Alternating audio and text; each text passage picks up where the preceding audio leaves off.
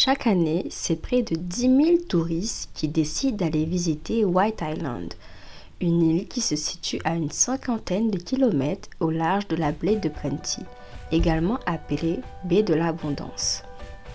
C'est un espace très prisé par les touristes.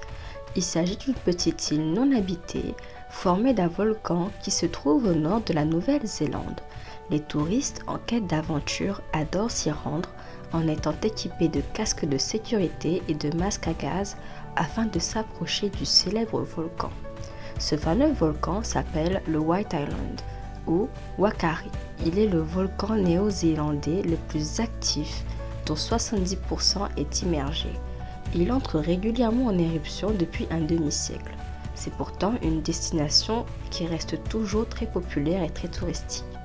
Les familles adorent s'y rendre en vacances, ou les amoureux, ou juste pour faire une excursion, ou encore à l'occasion de leur anniversaire.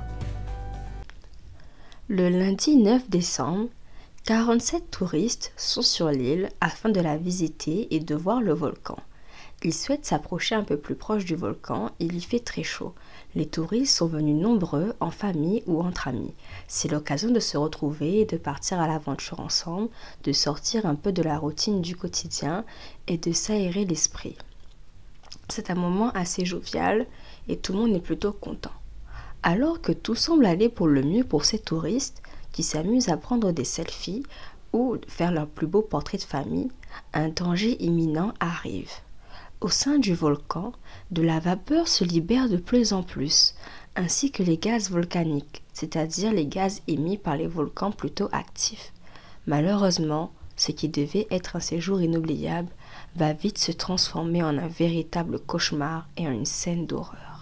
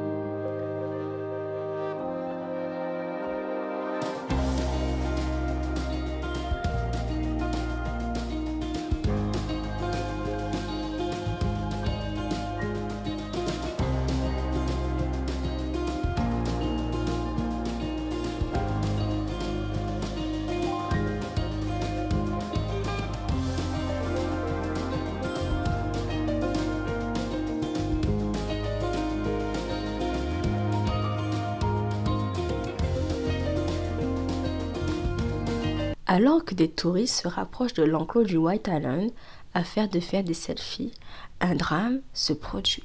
Ils n'ont pas eu le temps de réagir lorsque la terre commence à trembler et le volcan commence à se réveiller.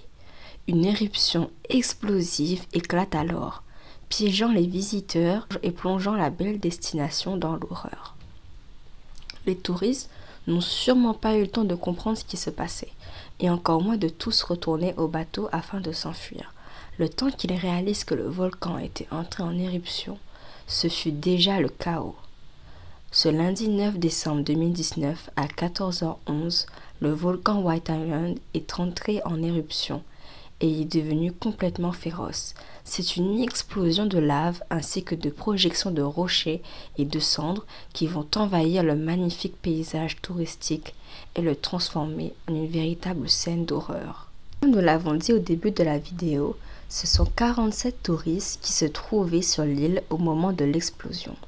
Parmi ces personnes, 38 étaient des passagers d'une excursion au bord du navire de croisière Ovation of the Seas. Le navire faisait à ce moment un voyage de 12 jours autour de la Nouvelle-Zélande et il avait accosté au port de Tauranga, qui se situe toujours en Nouvelle-Zélande, ce matin-là.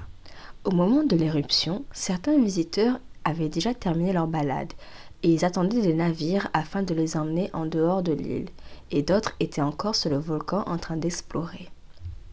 Heureusement, les personnes aux alentours qui avaient vu le drame se produire et qui étaient en capacité ont pu faire de leur mieux afin de pouvoir porter secours aux prisonniers de l'éruption. Les navires ainsi que les voyageurs ont uni leurs forces afin de proposer de l'aide. Ils ont pu secourir près de 23 personnes sur l'île avant que celle-ci ne soit déclarée comme dangereuse. Parmi les personnes sur l'île, certains ont été éjectés par terre et n'ont pas pu fuir.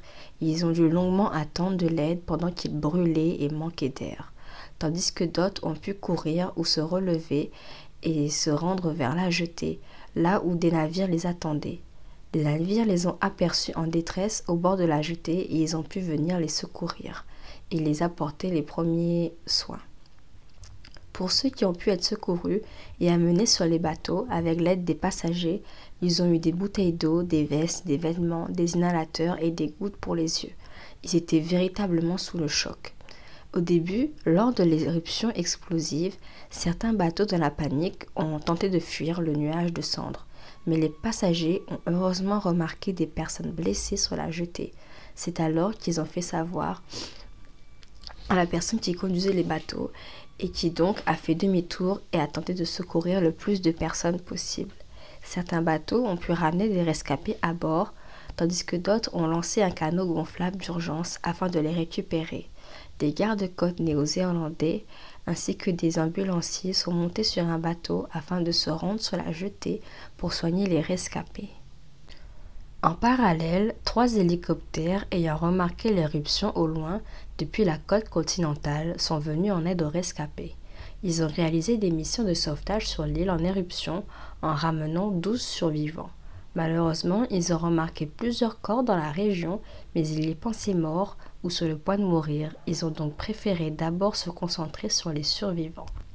Après les avoir secourus, ils souhaitaient revenir sur l'île et récupérer les personnes restantes, notamment les corps, mais malheureusement, ils ont été arrêtés par la police, ce qui fera un vrai scandale par la suite.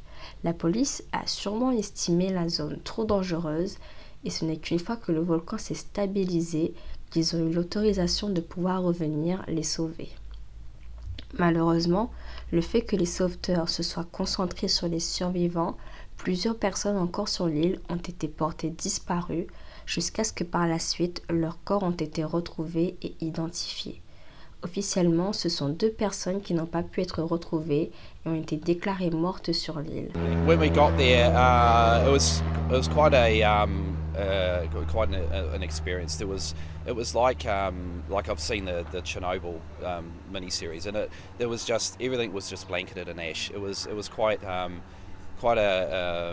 overwhelming feeling. Yeah, there was a helicopter on the island that had obviously been there at the time, with its rotor blades were off it. It's quite a shocking experience, I suppose, but we have to try and put that to the side for now and get on with what we're doing. And it's pretty overwhelming. I mean, the amount of dust, and it really hits home that you can. I can only imagine what it was like for the people that were there at the time. They had nowhere to go. and an absolutely terrible experience for them. Both traumatic and emotional recovery is going to take a long time. And the injuries are one thing, but then the emotional aspect is probably lifelong, and not just for the victims, but also their families and their loved ones and extended families and that. So, La majorité de survivants ont été gravement brûlés. Pour la plupart, ils ont été brûlés entre 70 et 95% du corps. Il n'y a que 3 personnes qui ont eu des blessures légères. Ils ont d'abord eu une prise en charge à l'hôpital de Wakatan, en Nouvelle-Zélande. Ils ont également eu de l'aide de la part de l'hôpital Tauranga et l'hôpital Waikato. Puis, ce sont 25 personnes qui ont été transférées au sein des 4 unités de grands brûlés à l'hôpital de Middlemore, à Auckland, à Hamilton, Lower Hutt et Christchurch. Il faut savoir également que la Nouvelle-Zélande a commandé le 11 décembre, soit 2 jours après la catastrophe, 1,2 million de centimètres de peau aux États-Unis et en Australie afin de traiter les personnes gravement blessées, vu que leurs brûlures étaient extrêmement importantes. Certains avaient même eu des brûlures à 95% du corps. Alors que certains ont reçu des soins en Nouvelle-Zélande, des blessés australiens ont été transportés par avion vers l'Australie à partir du 11 décembre afin d'obtenir des soins dans des hôpitaux situés à Sydney et Melbourne. Il y aurait eu à peu près entre 12 et 13 personnes. Parmi les 47 touristes présents sur l'île lors de l'éruption, il y avait 24 Australiens, 5 Néo-Zélandais, 4 Allemands, 2 Chinois, 2 Britanniques et 1 Malaisien. Il faut savoir qu'un bon nombre de touristes ont eu de graves brûlures parce qu'ils portaient des vêtements qui étaient plutôt légers, c'est-à-dire majoritairement des t-shirts et des shorts. Le jour même de la catastrophe, il était difficile de savoir complètement le nombre de décès puisque les découvertes se feraient au fur et à mesure. Et de nombreuses personnes étaient portées encore disparues tandis que d'autres étaient très gravement blessées suite aux brûlures et on ne savait pas s'ils allaient survivre ou non. Les secours ne sont pas venus de suite aider les personnes restantes sur l'île, car les policiers avaient estimé qu'il était trop dangereux pour les services de soins et d'aide de s'y rendre suite à l'explosion. Ils ont donc dû malheureusement patienter. Malheureusement, les jours qui ont précédé l'éruption, de plus en plus de morts ont été identifiés. Mais ça restait très difficile car des corps n'ont jamais été retrouvés et ils ont juste été présumés morts. Il était très difficile d'identifier les corps suite aux graves brûlures, mais les équipes ont eu recours à l'aide d'un pathologiste, un dentiste médico-légal et un responsable des empreintes digitales. Ils ont également créé un profil des victimes avec des descriptions de leur apparence, de leurs vêtements, des photos, des empreintes et les dossiers médicaux et dentaires, ainsi que des échantillons d'ADN. Les informations récoltées ont été comparées aux preuves fournies par les autopsies. Les morts se sont accumulés puisqu'après l'éruption, les corps étaient retrouvés au fur et à mesure et les personnes gravement brûlées sont pour beaucoup décédées de leurs graves blessures. La catastrophe a malheureusement fait 25 blessés et 22 morts, y compris les décès sur l'île durant l'explosion ou des personnes qui sont décédées des suites de leurs blessures.